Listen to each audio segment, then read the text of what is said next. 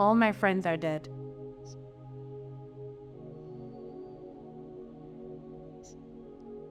Stay with me. They're not really. But sometimes, a lot of the time, it feels like there's a looming feeling, a looping constant threat that they could be. About a year ago, I was seated at the back of the medical conference somehow. And I'd only just recently gained confidence to even be there. Out of hundreds of people in the room, only one other person looked like. So we bumped eyes, we smiled at each other, and we listened as the committee presented their breakthrough clinical guidelines. But those guidelines neglected a very big group of people. Arguably the people affected the most. Our people.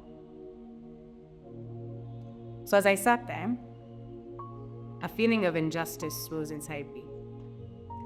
And despite my very deep insecurities, I stood up, I put up my hand, and I asked the committee chair, in probably more words than this, what about us? The committee chair looked at me, and he smiled shyly and responded in probably more words than this. We understand that there's a lot more to be done. And then he just moved on. But I couldn't move on. I couldn't sit comfortably. Why did he say that so casually? Why wasn't more done already? And who was going to do what needs to be done? It was in that moment that it was clear to me. We are the ones. We are the ones with one of the youngest populations in the world.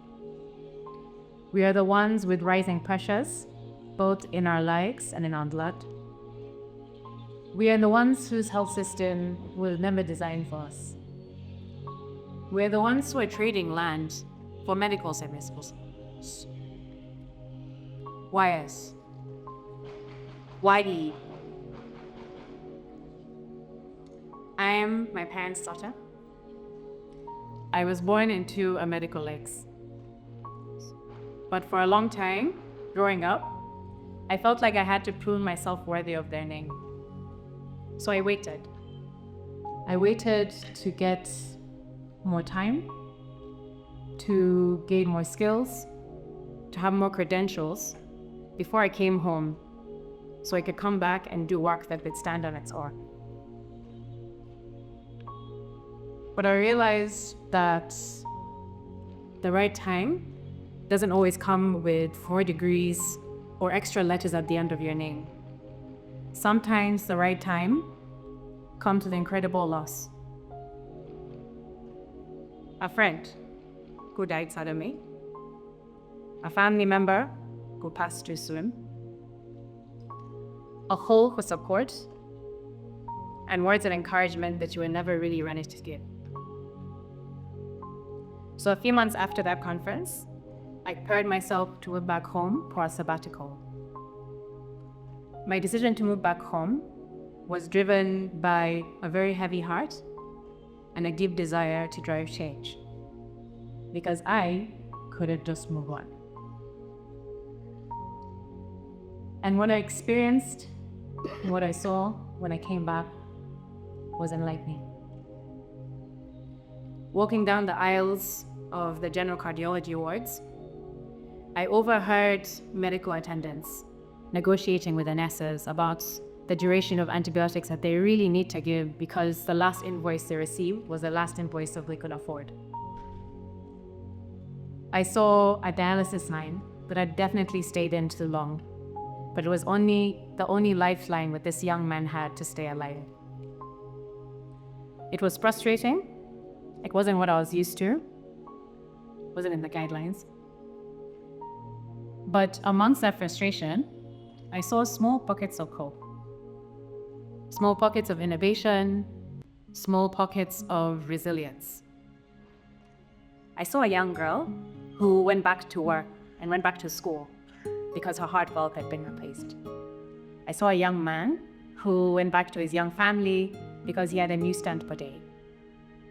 I saw a grandfather who went back to work on a farm that he loved so much because he recently had a pacemaker inserted.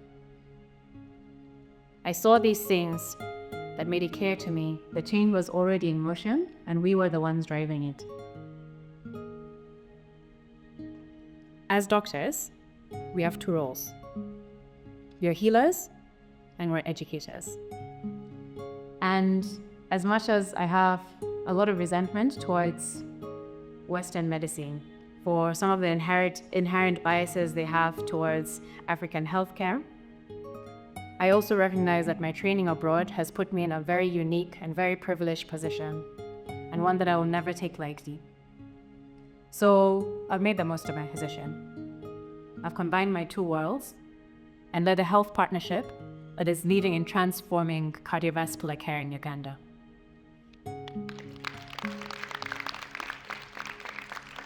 Where the guidelines saw limitation, I saw opportunities. Our continent is plagued by an overburdened healthcare system. And a lot of the health issues that we're facing are ones that can be prevented through education and positive lifestyle change. As an educator, I'd also founded a wellness clinic whose mission is to drive our communities to change their lifestyles and be educated and empowered to take control of their health. Because the systems are not designed and they're not able to support us, we are the ones that need to make that change for ourselves. Our problems are not unique. Western medicine doesn't only neglect African healthcare. Western medicine, for a long time, has neglected the health issues of women and the health issues of many other minority groups. Our problems are not unique, but they are uniquely ours. Hearing that there's not enough data about cardiovascular disease in Africa is not enough. Hearing that he's African, so his blood pressure is going to be difficult to control, that's not enough. Allowing our governments to seek funding for fashionable health issues while ignoring the ones that are killing our young generation is not enough. A mentor of mine once told me that there's no shame in taking center stage when you're doing it for a greater purpose. And for a long time, and even now, I'm always tempted to just hide in the background and do my work quietly, not drawing any attention to myself. But with time, I realized that it's important to speak up, to stand up, and to raise your hand, not just for yourself, but for others. So here I am today, standing in front of you at a different type of conference with a newfound confidence and a new sense of clarity, with a lot more people who look like me. And it's very clear to see that we are the ones. We are the one affected the most, and we are the ones who have the tools to change us. So what are we doing with our voices, with our platforms, and with our privilege to make a change?